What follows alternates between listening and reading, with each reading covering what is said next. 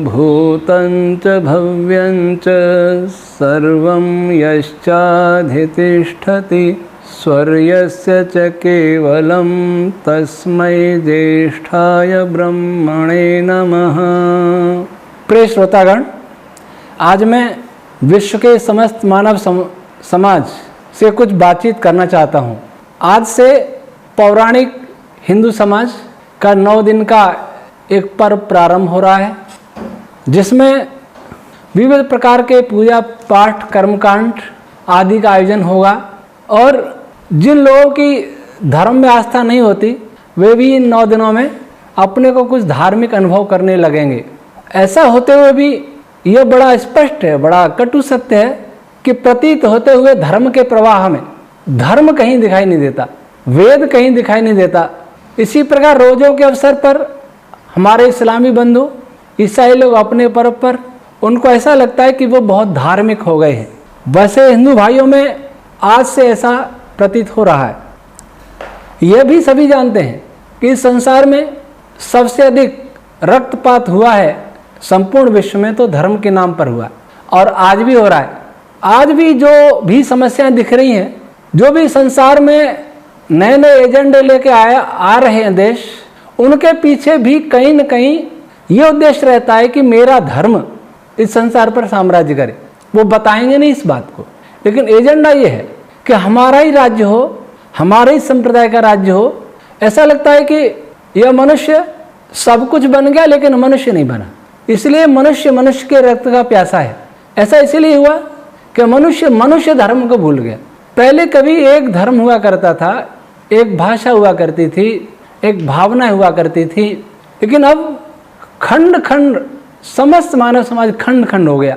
उसमें से सबसे ज़्यादा खंड हुए हिंदू समाज के। वास्तव में धर्म तो गंगोत्री और उससे भी पहले गोमुख से निकला हुआ विशुद्ध पवित्र जल था, लेकिन जब गंगा नदी सुंदरवन डेल्टा में गिरती है जाकर के, तो उसका जल कैसा होता है ये सभी जानते हैं। उस पवित्र गंगा जल में ये अशुद्धि कहाँ से आई? नदी नाले शहरों के कचरे। वैसे ही धर्म तो एक था, शुद्ध था, पवित्र था, सबका हितकारी था, लेकिन उसमें बीमारियां बहुत सारी आ गई।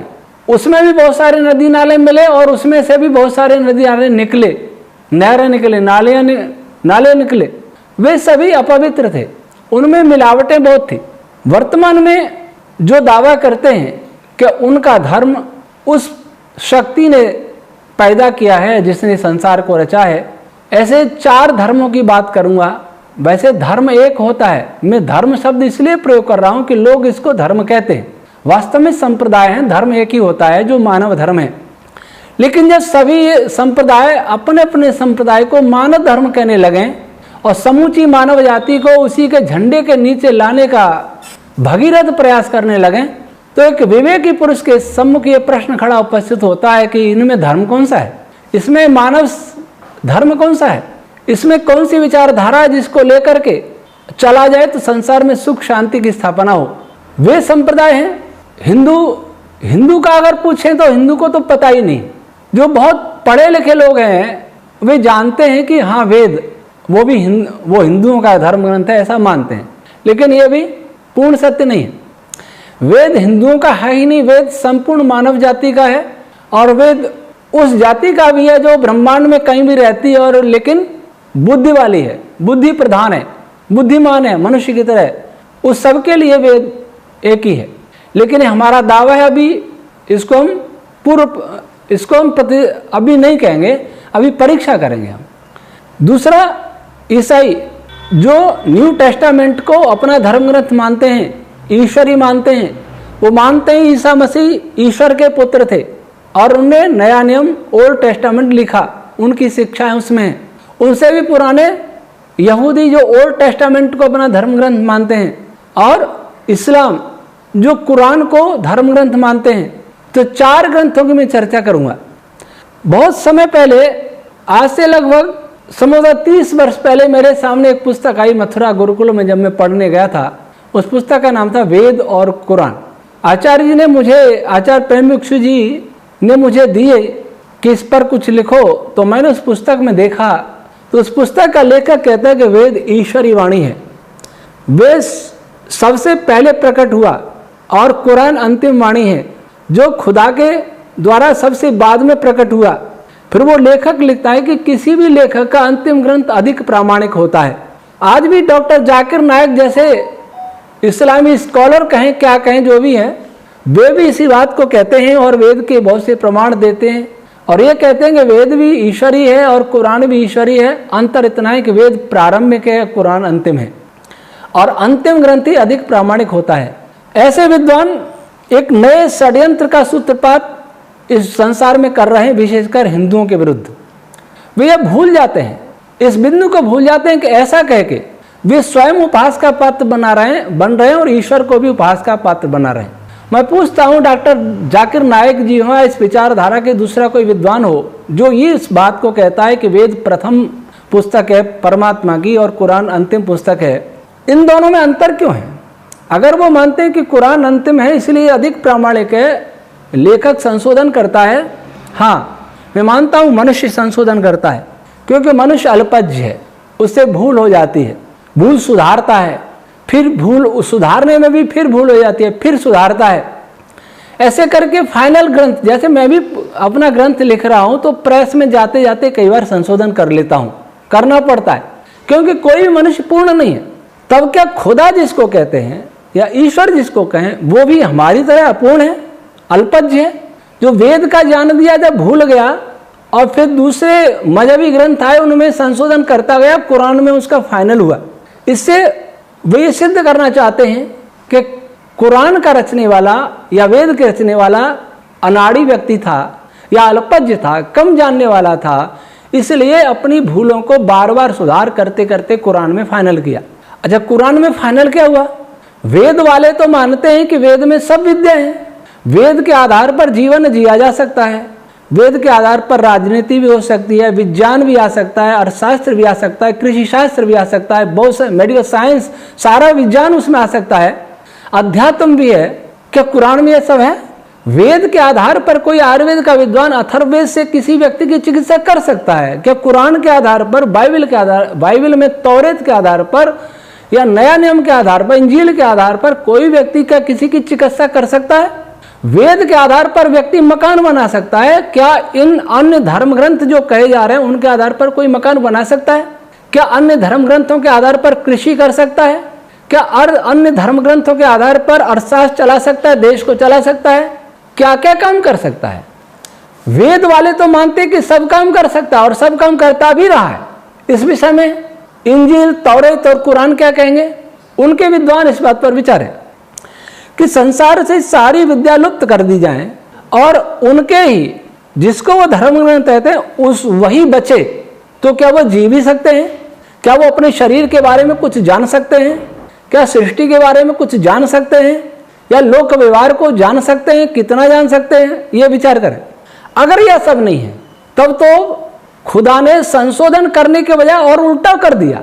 बहुत कुछ था वेद में और सब भूल करके ऐसा ग्रंथ बना दिया जिसमें सब विद्या है ही नहीं। अब जिंदगी कैसे चलेगी?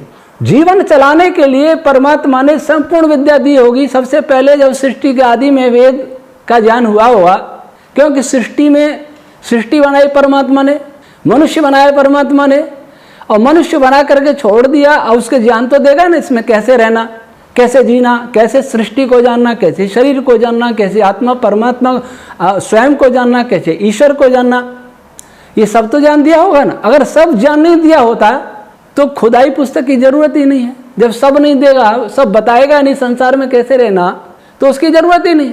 और सब दिया फिर कुरान में आकर के सब भूल और गया, संशोधन कहाँ हुआ?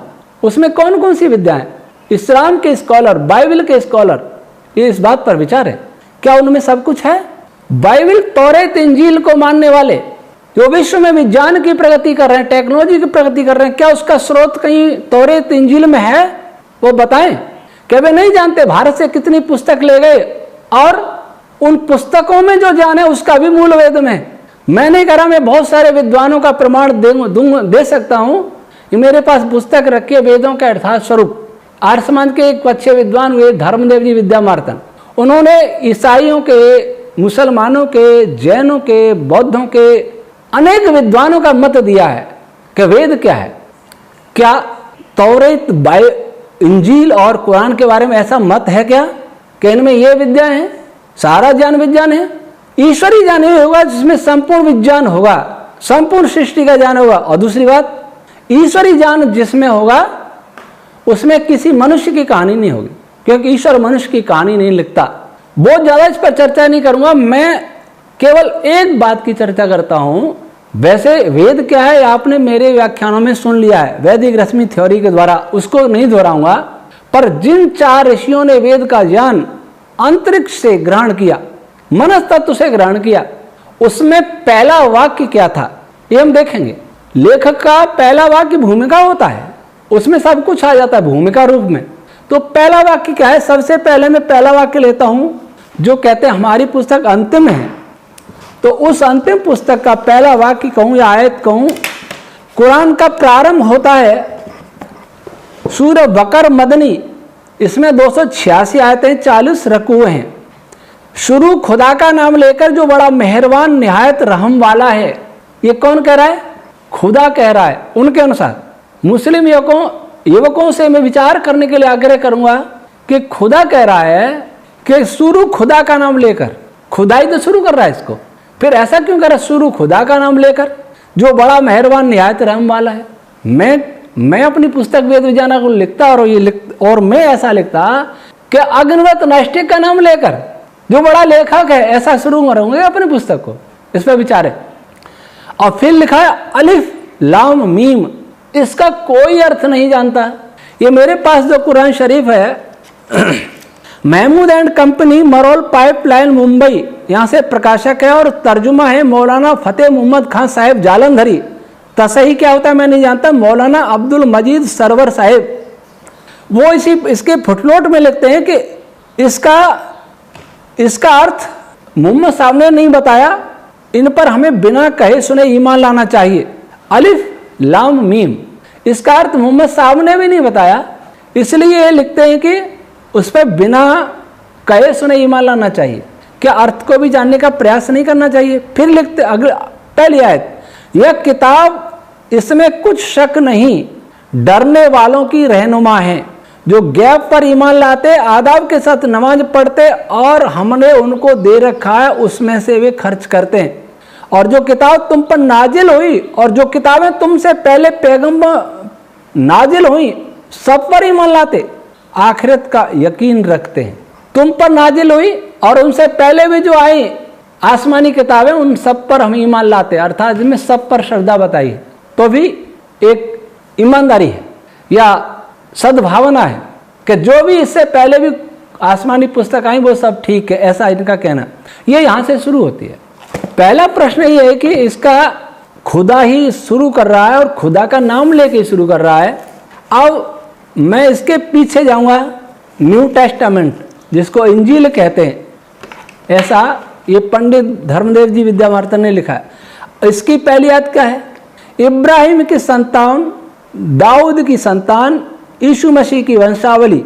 इब्राहिम से इसहाक उत्पन्न हुआ, इसहाक से याकूब उत्पन्न हुआ और याकूब से यहूदा और उनके भाई उत्पन्न हुए। यहाँ से ये न्यू टेस्टामेंट प्रारंभ होता है। क्या ये लग रहा है कि आसमानी पुस्तक है? इसमें वंशावली सुना रहे हैं। एक सृष्टि का रचने वाला जिसने अरबों गैलेक्सियों को बनाया, अरबों सौर मंडलों को बनाया, वो इब्राहिम का वंशावली सुनाएगा, यहाँ से शुरू करेगा। पिछली वंशावलियां कहाँ गई? और वो वंशावली सुनाएगा। वंशावली तो मनुष्य सुनाता है। अब तौरेत जिसको न्यू टेस्टामेंट, ओल्ड टेस्टामेंट कहते हैं, इसमें फिर भी कुछ लिखते हैं कि आदि में परमेश्वर ने आकाश और पृथ्वी की सृष्टि की और पृथ्वी बेडौल और सुनसान पड़ी थी और गहरे जल के ऊपर अंधियारा था तथा परमेश्वर का आत्मा जल के ऊपर मंडराता था। आकाश और पृथ्वी की सृष्टि की और पृथ्वी सुनसान और बेडौल थी और ईश्वर का आत्मा जल के ऊपर डोलता था, मंडराता था। ईश्वर तो 7वें आसमान पर रहता है तो भी नहीं जल पे आएगा और चौथे पर है तो भी नहीं आएगा। जल कौन से आसमान पर है? ये हमारे यहूदी भाई विचार करें इस पर कि जल कौन से आसमान पर रहता है और ईश्वर एक जगह रहता है, सब जगह रहता है। सबसे पहले शुरुआत के वही परमेश्वर ने की, इसका मतलब कोई और उपदेश कर रहा है, ईश्वर नहीं। ये 3 ग्रंथों को हम ले चुके जिसको दुनिया का बहुत बड़ा हिस्सा मानता है और ये लोग अपने को बहुत सभ्य भी मानते हैं, बहुत विद्वान मानते हैं, बड़े वैज्ञानिक मानते हैं, और ये चाहते हैं कि वे दुनिया पर शासन करें। लेकिन उनको यही पता नहीं है कि धरती बेडौल सूनी थी, सृष्टि तो बनी नहीं, तो धरती बन गई। ऐसा लिखना चाहिए था कि पृथ्वी और आकाश को उत्पन्न किया, और उत्पन्न होने के बाद धरती सूनी और बेडौल थी। अच्छा, पानी किस पर था ये साफ नहीं लिखा। और ईश्वर का आत्मा पानी पर मंडराता था। इसका अर्थ क्या हुआ? या तो ईश्वर पानी पर तैर रहा था, या ईश्वर पानी पर उड़ रहा था। जैसे पक्षी मंडराते हैं ना पानी के ऊपर, जलचर मछली खाने को मिले, तो ईश्वर पानी के ऊपर क्यों मंडरा रहा था? क्या वहां ईश्वर का निवास था? इस पर विचार करें। और पानी पे मंडराता था, इसका अर्थ यह हुआ कि दूसरी जगह ईश्वर ही नहीं था, वो तो पानी पे मंडराता था और सीधा पानी बन गया। अगर वो पानी को यही H2O मानते हैं, वाटर जिसको कहते हैं, उसे मानते हैं, तो ये तो बहुत बाद में बनता है। और ने इसमें ये बताया कि कैसे बन गया ये सब, मूल रूप में नहीं आया कि मूल रूप में क्या था ये नहीं बताया गई। अब मैं वेद का एक मंत्र लेता हूं। तीनों मजहबी ग्रंथों, जिनको आसमानी किताब कहा जाता है, उनके प्रारंभिक वाक्यों को लेने के बाद और इन तीनों के मानने वाले सभी बंधुओं से, भगिनियों से, अर्थात बहनों से, माताओं से ये अपील करने के बाद कि ये अपने अपने मजहबी ग्रंथों या आप आसमानी पुस्तकों के प्रारंभ के वाक्यों पर विचार करें कि क्या ये प्रारंभ के वाक्य उसके हो सकते हैं जिसने संपूर्ण सृष्टि बनाई है। और संपूर्ण सृष्टि कितनी बड़ी है आप लोग जानते हैं। अब ये उस पोप का समय नहीं है जो गैलीलियो को दंड दे सकता है, ब्रूनो को जिंदा जला सकता है। उस पोप का जमाना नहीं रहा। अब तो पोप भी विज्ञान की भाषा बोलने लग गए होंगे शायद, तो वो तो चले गए जिन्होंने वैज्ञानिकों को फांसी दी। आज आपने बाइबल के विरुद्ध बहुत आविष्कार किए, तौरेत इंजील के विरुद्ध बहुत आविष्कार किए, मुस्लिम भाइयों ने कुरान के विरुद्ध बहुत आविष्कार किए, लेकिन फिर भी अपने आसमानी किताबों पर विश्वास यथावत है। यह बड़े आश्चर्य की बात है। हमारे हिंदुओं में भी है, मंदिर में कुछ और विज्ञान की पुस्तकों में कुछ। सूर्य पृथ्वी से 13 लाख गुना बड़ा, विज्ञान की पुस्तकों में पढ़ा, बच्चों को पढ़ाया, और मंदिर में प्रातः हुआ और विभक्त चलिए तब तीनों लोग भय अंधियार हो। मंदिर में सूरज छोटा हो जाता है जिसको हनुमान जी मुंह में रख लेते हैं, कम कोई नहीं है, सब भाई हैं इस विषय में। जब मजहबी जनून सवार होता है तो वो विज्ञान को भूल जाते हैं, और जब विज्ञान में रत रहते हैं तब भी मजहब उनके दिल में समाया रहता है। धर्म वो है जो मस्तिष्क और हृदय दोनों में समाया हो। इन मजहबी ग्रंथों को हृदय से निकाल, मैं नहीं कह रहा हृदय से निकालो, पर मस्तिष्क के साथ भी जोड़ो। जब मस्तिष्क भी साक्षी दे क्या बात सत्य है, बात तर्क संगत है, बात सार्वभौमिक है, बात सार्वकालिक है, तो स्वीकार करो। आत्मा कहे कि बात सत्य है तो स्वीकार करो, और आत्मा कहे कि बात सत्य तो नहीं लग रही लेकिन मैं इस मजहब से जुड़ा हूं तो इसे स्वीकार करना ही पड़ेगा। ऐसी बात मन में आ जाती है तो फिर मजहबी खूंटे से अलग जाके देखो। हम मनुष्य हैं, कोई किसी से मजहब से जुड़ा हो, हम पशु नहीं है। पशु को खूंटे से बांध दो, चारों ओर ही घूमेगा, छूट के नहीं जा सकता अपने आप। हम मनुष्य, हम स्वतंत्रता, बौद्धिक स्वतंत्र, हम बौद्धिक स्वतंत्रता रखते हैं, अपनी विचार शक्ति रखते हैं, उसे सोचें। तो अब जो दावा करते हैं कि वेद ईश्वरी वाणी है, उस वेद का पहला मंत्र बताता हूं, अग्निमीडे पुरोहितम यज्ञ से देव मृत्युजम होतारम रत्न धातमम। इस मंत्र पर कल से लगातार विचार किया जाएगा। आज केवल मंत्र सुना दिया है, इसका अर्थ क्या है? मैंने तौरेत, इंजील और कुरान, इनके जो पहले पहले वाक्य सुनाए हैं, उनका अर्थ मैंने उन्हीं की पुस्तकों में पढ़ा है। वैसा अगर उनको लगता है कि अर्थ ठीक नहीं है, तर्जुमा ठीक नहीं है, तो सही तर्जुमा करके कोई मुझे भेजे तो उसका स्वागत है। क्योंकि तर्जुमा में भी वेदों का तर्जुमा, वेदों का अनुवाद भी तो गलत हुआ है। इस मंत्र का भी अनुवाद, भाष्य गड़बड़ हुआ है। ऋषि दयानंद के भाष्य में कम से कम लगता है कि ईश्वरी है, बाकी किसी का भी भाष्य लें, इस मंत्र का या चारों वेदों का लगता ही नहीं वेद ईश्वरी है। इसलिए मैं इस मंत्र का, वेद के पहले मंत्र का, जो ऋग्वेद के पहले मंडल के पहले सूक्त का पहला मंत्र है, उसका मैं अपना भाष्य प्रस्तुत करूंगा कल से। आज इतना ही। ओम शम।